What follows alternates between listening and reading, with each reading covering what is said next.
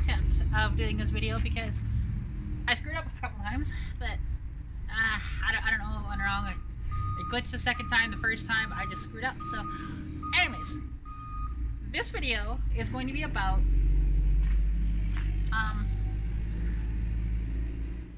lost my train of thought. God, I've done this 3 times already. Come on.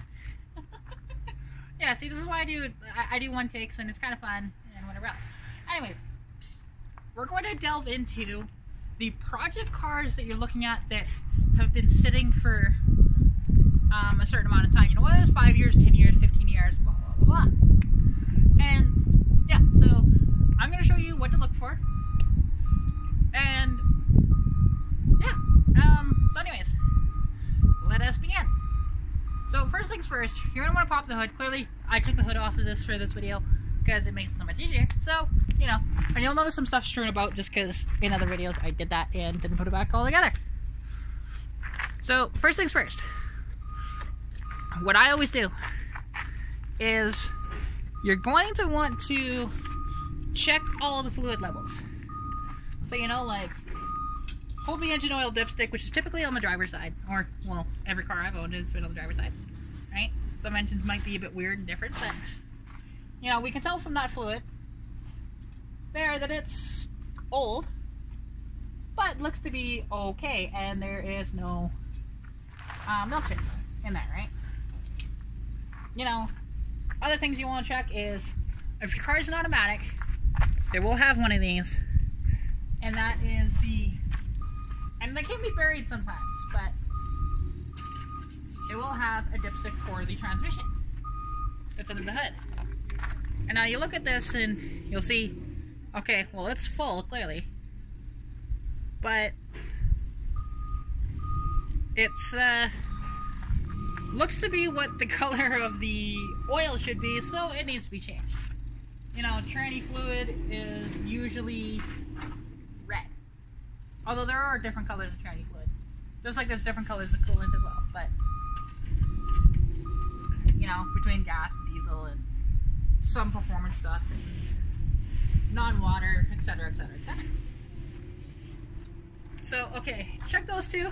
They look to be okay. There's nothing telltale about them that says, oh, that needs to be, like, could you run it with that? Yeah, but it's probably not the best. But however, if you needed to, it's not a big deal. And another thing too, actually let's do this first, is the check the coolant levels. Alright, and also just check the coolant in general. Now, come on. Really? The cap does not want to come off.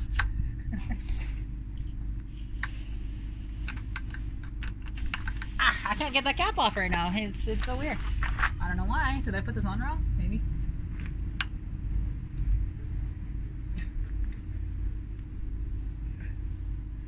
I can't get the cap off. But anyways, it doesn't matter. You know, you should be able to know what to look for with that. You know, just look for if it's one consistent color, you know, whether it's green, whether it's red, whatever, you know, because again, it's like that. As well as if it's low, and whatever else too. And now, the next thing I like to do, I mean, well, and I can pull that too. We can take a look at that, but it's just a pain in the ass. I don't really want to pull the thing off of the brake booster, but again, you just want to look for if it's the same color throughout, and if it's low, etc., etc., etc. So, yeah, anyways. So when you're under the hood as well, some stuff you'll want to look for is there any telltale signs that something went wrong with this engine? And now, for those of you wondering, if you don't know, this is a 3.8 V6 from an 83 Mustang. I mean, it looks to be okay. It's been sitting for 15 years, so, you know, there's issues there, but if you change out the fluids and run it, it might be okay. And it's carbureted, of course. But yeah, and so then you also want to look at, anyways, under the hood, and see, okay, if there's anything out of place in there, or Even the quality of parts too, because for example, you see that's a Fram filter. Which, okay, so you know that this person that owned it previous to you did the cheaper services on their car. Just due to that oil filter down there. But then also you can see where the motor mount is. That is a block of wood. So you can definitely tell that there was some hokey stuff going on with this vehicle to keep it up and going when it was still on the road. Another thing I like to do is pull off the air filter and check it. And if you look in there, there we go, look in there. It's dirty, but I don't see anything burnt or stuff like that, so chances are it was okay. It did not backfire or anything like that. Now, another thing you want to look for as well, when you pull that off, and you might need a screwdriver, so bring tools with you whenever you're looking at a vehicle, just in case. Is take a look at the carburetor, right? You know, this is a little 2-barrel, probably an Autolite 1100, I believe, maybe 2100. I can't remember the exact models. It could be a 2-barrel as well, or a Holley 2-barrel, but I doubt it. And if you take a look in there, do you see anything that's concerning?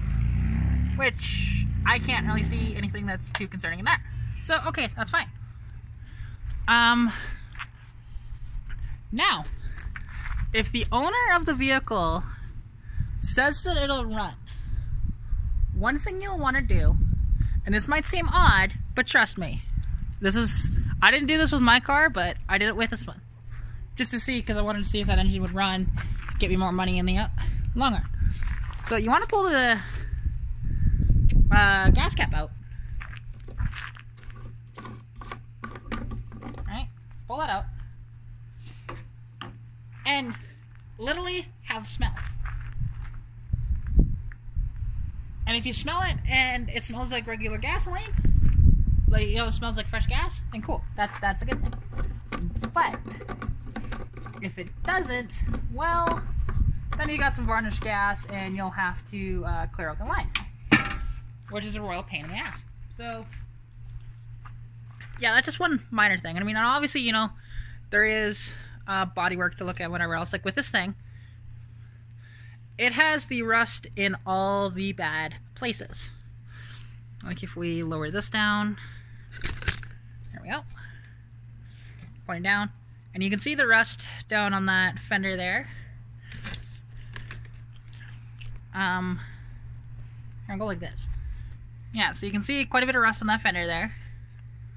And even more along the lip of the fender. There's some, that's not through rust on the door, but then you'll want to look at the rockers too. I mean, this, if you take a look underneath, the rockers are pretty done on this thing.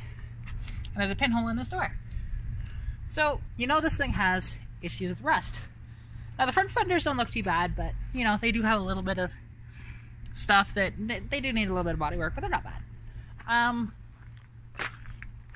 And yeah, take a look down this side.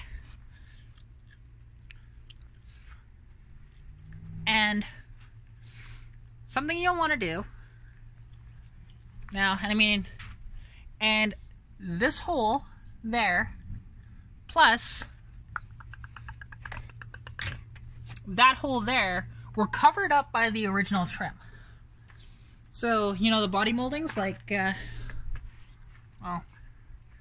you can see it on the door of my car over there. Right? That molding that goes all along the side there? Yeah, that was covering up all those rust holes. Those big, gaping rust holes. So, that is an issue. But, okay, so, next things you want to do, and clearly I don't have a battery in the car, so I'm not going to show you how to go through it, but that's pretty basic stuff. But basically, well, when you look in the car here, open the door all the way. Well, actually, first thing you want to do is when you open the door, does it sag? And also, something you'll want to do as well is open and close the door, you know, like 2 or 3 times, right? Because that can dictate a lot as well. Like, okay, is there bad door hinges? Is it rusty in there? But from what I just saw, it's pretty okay. And now obviously you know to check the overall condition of the interior, but something you might not think about doing is, and that's one of the things I did because I was looking for certain stuff for my car. Let's pan that up a bit. There we go. Now, I mean, obviously I'm not going to show you, but I'm just sitting here to kind of dictate. You know, you'll want to look at, okay, do your signal lights work? If you put a battery in it, like, do the signal lights work? Do the headlights work? Do the taillights work? Do the brake lights work? You know, does the dome light work when you open the door with a battery in it? If it has a stereo, does the stereo work? Do the HVAC controls work? You know, I mean, you won't be able to test heat or AC until it's running if it has AC, but, or even if it has heat. But, you know, you can check the blower motor. You can check the certain settings for fans. Like, okay, does the fan work when you put it to defrost? Or does it only work when you put it down towards your feet? Or these vents here, which don't do that on these cars.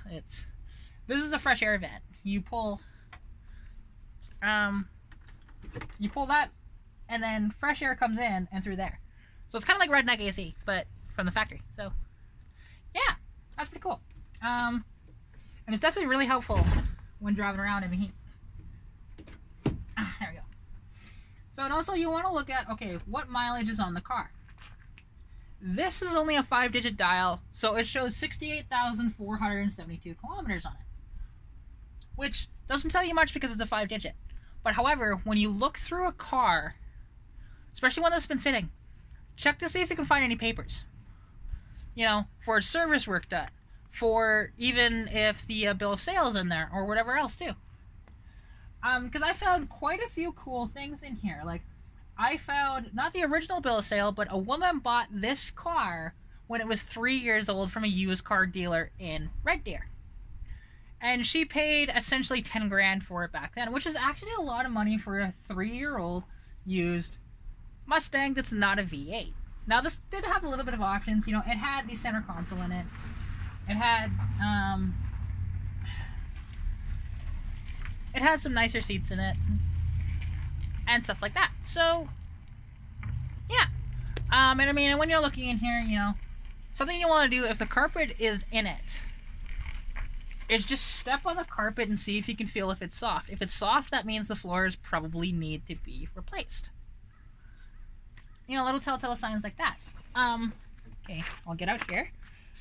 Close the door. Now, and something else you'll want to do in here, because I don't have to show you this. I can just, there we go, I think. That should be good. Is that, oh, that's a big ass spider. Something else you'll want to look for as well. Never, ever trust a paint job. And this goes for any vehicle that you're looking at, unless there's like a brand new car. Because with these old cars, what people like to do, they do sloppy work and they'll put just a bunch of Bondo over rust holes, or they'll do fiberglass for floors, which is totally unsafe, and it's not cool. And one of the easiest ways to tell of how to find if your car has that is first knock on the fenders and stuff like that, and along the rockers and whatever else. If the sound changes from one spot to another on there, that is not just the natural progression of the fender, because, I mean, you know, it will make some different noises if you hit the lip or if you hit the actual fender itself. But do that, just knock around and see, okay, does it change? Okay, and if you don't know the difference in the tone, that's fine. Basically, if it's more solid or if it's a little more hollow sort of a sound, right? And as well, bring a magnet with you, because a lot of the time that if there is that stuff, like a magnet will not stick to Bondo, it'll not stick to fiberglass. It could potentially stick to other things that are similar to like Bondo, but it's not. However, for the most part, you're pretty okay. There's hardly any people that use that sort of stuff when they're doing bodywork because fiberglass and Bondo is easier and cheaper to use. So, yeah. But anyways, I think I'll just about wrap this up here. Oh, actually, there's one thing else I want to show you. Now, I was actually going to turn this myself, but there is a big issue with me trying to do that myself. And it has nothing to do with my strength or anything like that, although I was a tad concerned about that. It's okay. You see the crank pulley down there at the bottom. You'll want to see, and if a car's been sitting, now you'll have to have the correct size sockets. Unfortunately, I don't have the correct size socket, so I can't turn the crank. Because I was going to show you guys how to do that, and as well, somebody was interested if the motor was locked up, and I don't know if it is. And so yeah, it's pretty good that way. But yeah, like unfortunately, I can't check that, but that's nothing in the world. Yeah, so I'll just have to let the guy know, like, look, you're gonna have to bring your own stuff and try to turn that crank because I don't have the correct size socket. And the guy that I was talking to on the phone, he didn't seem overly knowledgeable on cars, like to a certain extent. But that comes with the territory, right? And yeah, so I will end this here. This is, you know, back to the rough length of my old videos that I used to do. And my first videos on the cars, anyways. And so yeah, yeah, I'll end this here. Anyways, I hope you all have stay safe during COVID-19, and if you have that project, go wrench at it. And good luck with whatever you're working on. You know, if you want to show it off, you know, post what you're doing in the comments. This will be up on YouTube, Facebook, and Instagram. So my Instagram, I will link it in the description. It's at KitKatPikaGirl on Instagram. I made it a long time ago, so you know, if I had the choice, I probably would have changed it. But I mean, then again, my nickname is KitKat, and I love Pikachu. Anyways, I'll talk to you later. Okay, bye.